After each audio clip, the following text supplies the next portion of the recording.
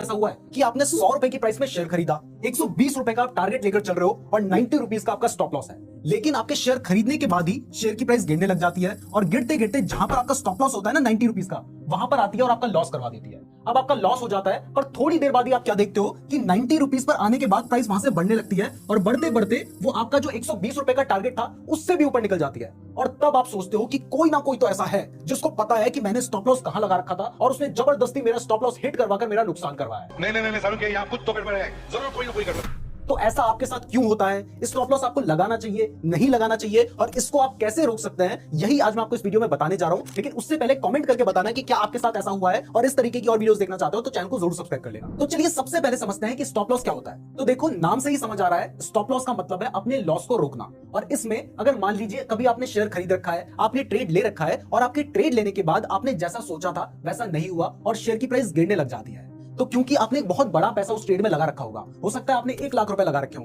तो ऐसे में अगर शेयर की प्राइस अचानक से बहुत ज्यादा गिर जाएगी तो आपका सारा पैसा खत्म हो जाएगा। तो यहां पर स्टॉप लॉस आपके काम आता है, जिसमें आप एक लिमिट ऑर्डर लगा देते हैं स्टॉप लॉस का, जिससे आपने एक प्राइस लगा दी है। जैसे हमने इस केस में देखा था कि आपने 100 रुपए की प्राइस में शेयर खरीदा था और 90 रुपीज का यहाँ पे आपने स्टॉप लॉस लगा रखा था। तो क्योंकि आपको यह लगता है कि अगर प्राइस 90 पे आ गई तो इससे ज्यादा का नुकसान मैं बर्दाश्त नहीं कर सकता हूं, तो आप क्या करते हैं, आप 90 रुपीज पे अपना लिमिट ऑर्डर लगा देते हैं, और अगर प्राइस 90 रुपीज पे आती है तो वहां पर आपका जो ऑर्डर है वो एग्जिट हो जाता है, और उसके बाद प्राइस कितनी भी गिर जाए इससे आपका नुकसान नहीं होता है। तो एक तरीके से ये जो स्टॉप लॉस है ये आपके लिए एक इंश्योरेंस की तरह काम कर रहा है। तो फिर तो सबको स्टॉप लॉस लगाना चाहिए, लेकिन फिर क्यों लोग स्टॉप लॉस नहीं लगाते हैं, और कुछ लोग कहते हैं कि स्टॉप लॉस नहीं लगाना चाहिए, बट ऐसा क्यों है? तो इसके पीछे रीजन यह है कि बहुत बार ऐसा देखा गया है कि आपने शेयर खरीदा, आपने स्टॉप लॉस लगा दिया, उसके बाद प्राइस गिरी और उसके बाद बढ़ गई। तो ऐसे में कई बार ऐसा होता है, तो लोगों का बार बार नुकसान हो जाता है और उन्हें लगता है कि स्टॉप लॉस ना लगाता, या मैंने अगर 90 पे यहां पर स्टॉप लॉस नहीं लगाया होता और उसके बाद प्राइस गिरकर अगर 90 आ जाती और बढ़ जाती तो फिर तो मेरा टारगेट हिट हो जाता और मुझे प्रॉफिट हो जाता। तो बेकार में इस स्टॉप लॉस ने मेरा नुकसान करवा दिया ना,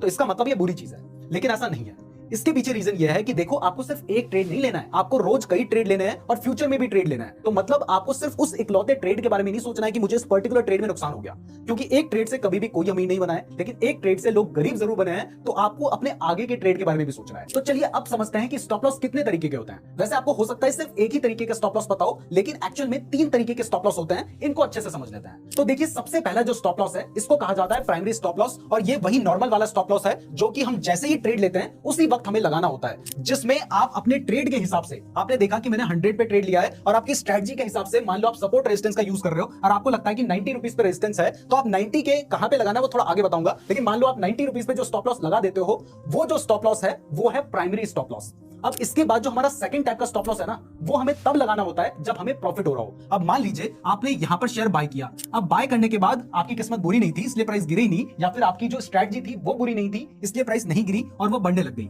अब बढ़ते बढ़ते प्राइस जो है वो 110 रुपीज पर जा चुकी है। तो क्या अब आप चाहोगे कि 110 रुपए से प्राइस गिरकर स्टॉप लॉस पे आ जाए और आपका नुकसान हो जाए? आप ऐसा नहीं चाहोगे। तो क्योंकि आपने पहले से ही 90 रुपीज का स्टॉप लॉस लगा रखा है, तो अब आप क्या कर सकते हैं, आप इस स्टॉप लॉस को चेंज करके 100 रुपीज का कर सकते हैं। और जैसे ही आपने अपने स्टॉप लॉस को चेंज करके 100 रुपीज का कर दिया ना, आपका जो ट्रेड है वो हो चुका है ब्रेक इवन। और इसीलिए इसको ब्रेक इवन स्टॉप लॉस भी कहते हैं, क्योंकि जैसे ही आप ये स्टॉप लॉस लगा देंगे उसके बाद, क्योंकि आपने 100 रुपए पे शेयर खरीदा था और 100 रुपए पे ही आपका स्टॉप लॉस है, तो अगर इन केस प्राइस गिरकर वापस से 100 रुपए पे भी आ जाती है तो अब आपको लॉस होगा ही नहीं, क्योंकि आपने 100 रुपए में खरीदा था। थोड़ा बहुत जो ब्रोकरेज का चार्ज जाएगा, लेकिन बड़ा आपको कोई भी लॉस नहीं होगा। तो ये होता है ब्रेक इवन स्टॉप लॉस। अब इसके बाद जो तीसरे टाइप का स्टॉप लॉस है वो है ट्रेलिंग स्टॉप लॉस, जो कि मैं बहुत बार बोलता हूं कि आपको यूज करना चाहिए, क्योंकि इससे जो आप अपना टारगेट है उसको आपने 120 सोचा था ना, आप 140 पे लेके जा सकते हो, और इवन जितना बड़ा टारगेट आप लेना चाहें उतना बड़ा टारगेट आप ले सकते हैं इस तरीके का यूज करके। इसमें हमें करना यह होता है कि मान लीजिए आपने 100 रुपीज पे बाय किया और आपका 120 रुपीज का टारगेट है, और आपको दिखाई देता है कि आपका जो टारगेट है वो लगभग अचीव हो गया है। तो नॉर्मल केस में आप यहां पर अपना जो शेयर है उसको बेच देते, अपने ट्रेड को एग्जिट कर लेते और यहां पर शेयर पर आप 20 रुपए का प्रॉफिट कमाकर निकल जाते हैं। लेकिन कई बार आप देखते हैं कि उसके बाद जो शेयर की प्राइस है वो बढ़कर 130 या फिर 140 और कई बार तो 150 भी चली गई।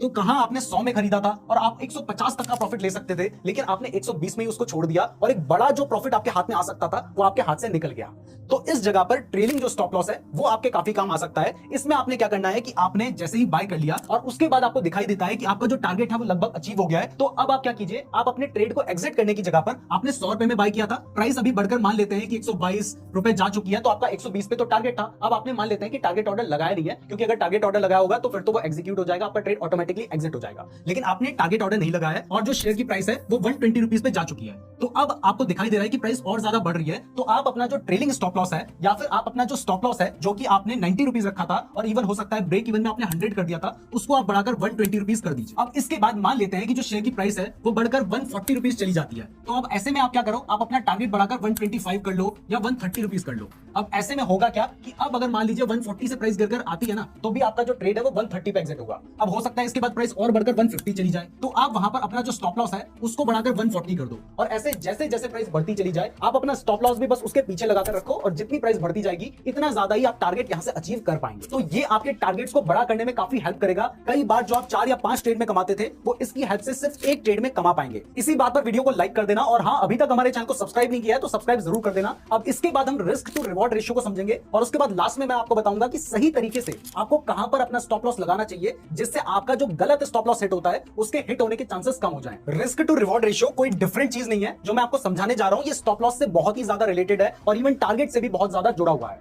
तो बेसिकली जब भी आप ट्रेडिंग करते हैं तो ट्रेडिंग में लोगों को लॉस इसलिए होता है क्योंकि उनके जो स्टॉप लॉस होते हैं वो बहुत बड़े होते हैं, टारगेट जो होते हैं वो बहुत छोटे होते हैं, और ऐसा इसलिए होता है क्योंकि उन्हें रिस्क टू रिवॉर्ड रेशियो का जो कंसेप्ट है वो पता ही नहीं होता है। तो रिस्क टू रिवॉर्ड रेशियो का मतलब है कि आप एक ट्रेड में 1 रुपए कमाने के लिए कितना नुकसान करवाने के लिए रेडी हैं। अब देखिए, ट्रेडिंग है तो वहां पर लॉस होने के चांसेस तो रहते ही हैं, तो अगर मान लीजिए आप 1 रुपए कमाने के लिए 1 रुपए का ही नुकसान करवाने के लिए रेडी हैं, तो ये जो ट्रेड है ना, ये ट्रेड भले ही एक आध बार आपको प्रॉफिट हो जाए, लेकिन लॉन्ग टर्म में इस तरीके का जो ट्रेड है वो आपका नुकसान ही करवाएगा। जबकि अगर मान लीजिए आप कोई ऐसा ट्रेड लेते हैं जिसमें आपका जो प्रॉफिट है वो 1:2 का है, यानी आप 1 रुपए इस ट्रेड में डुबाएंगे और आपको इस ट्रेड में 2 रुपए का प्रॉफिट होगा। जैसे ये वाला जो एग्जांपल आपको दिखाई दे रहा है, इसमें हमने 100 रुपए की प्राइस में बाय किया है और हमारा जो स्टॉप लॉस है वो 90 रुपीज का है, यानी इसमें हमें लॉस होगा तो 10 रुपए का होगा। जबकि हमारा जो टारगेट है वो कितने रुपए का है, वो 20 रुपए का है, यानी हमें प्रॉफिट होगा तो 20 रुपए का होगा। तो ये जो ट्रेड है ये 1:2 का ट्रेड है। ऐसे में मान लीजिए हमें 2 ट्रेड में नुकसान होता है लेकिन एक तीसरे ट्रेड में हमें प्रॉफिट हो जाता है, तो हम ब्रेक इवन में आ जाएंगे। अब ऐसे में जनरली तो माना जाता है कि आपको सिर्फ ऐसे ही ट्रेड लेने चाहिए जिनमें आपका जो रिस्क टू रिवॉर्ड रेशियो है वो 1:3 का हो।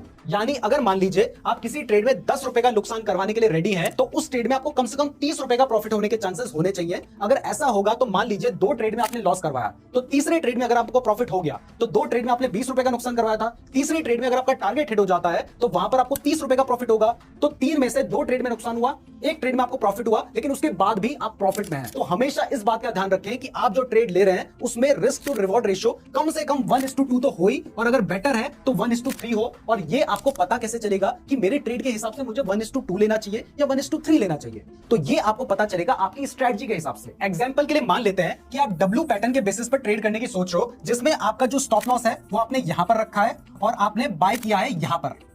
अब आपका जो टारगेट है वो आपको दिखाई देता है कि जो इस स्टॉक का रेजिस्टेंस है ना वो कहीं यहां पर है, तो यहां पर आपने देखा